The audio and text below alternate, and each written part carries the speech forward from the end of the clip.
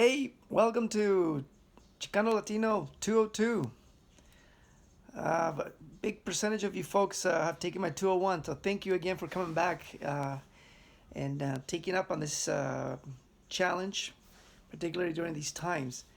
So I don't want to keep these videos long, so I'm gonna try to not rush, but definitely try to be as concise as possible and to the point. First thing first. So here we're gonna be getting a little more in depth of what I've exposed you to in the first class. For you new folks, bear with me. You should be okay too, because I'm gonna be covering 10 weeks and about 3 lectures. So some of it might be a little repetitions for my previous students, which will be good because kind of freshen you up again or refreshing some of this information. And but we're gonna be looking at the construction of identity closer, and this applies universally. And so the book I've chosen for the first 5 to 6 weeks is this one, From Indians to Chicanos, and it has a historical backdrop, and this particular one is gonna begin to show you in concrete form how external factors come in and begin to shape the individual and the collective.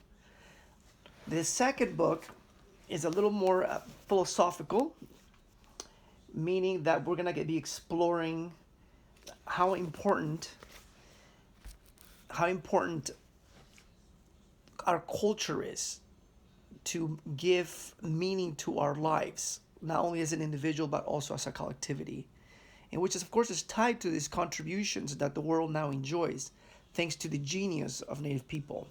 So I'm going to leave it at that real quick. So this book is called Our Sacred Mother, or Sacred Maíz is Our Mother, by Roberto Simply Rodriguez.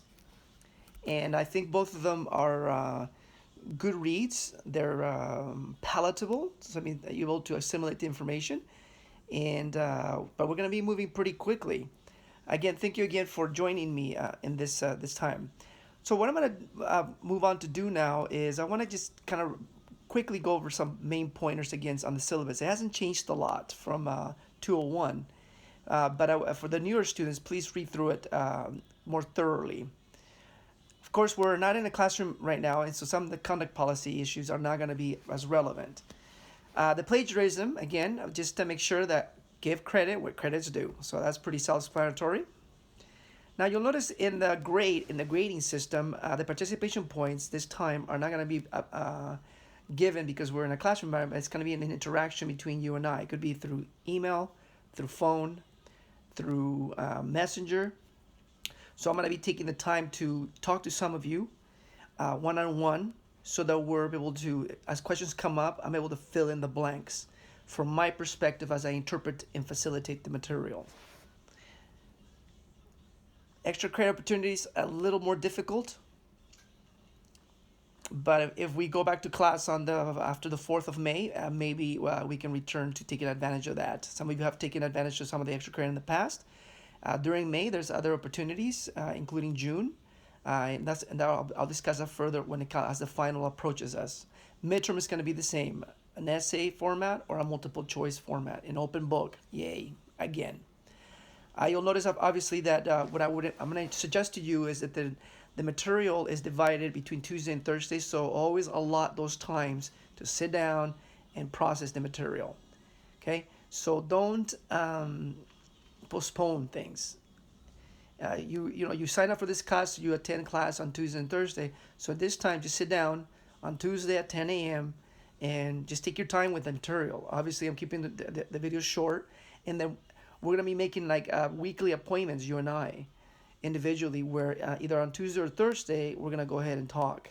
I'm gonna be posting more videos to sort of give you an orientation of what the main points you're supposed to be gathering along the way. And I'm also going to be emailing you a summary of the lectures, of the things I want you to get, just like 201. Now, for the new people, you'll get the hang of it. I'm going to be using primarily email to send you information.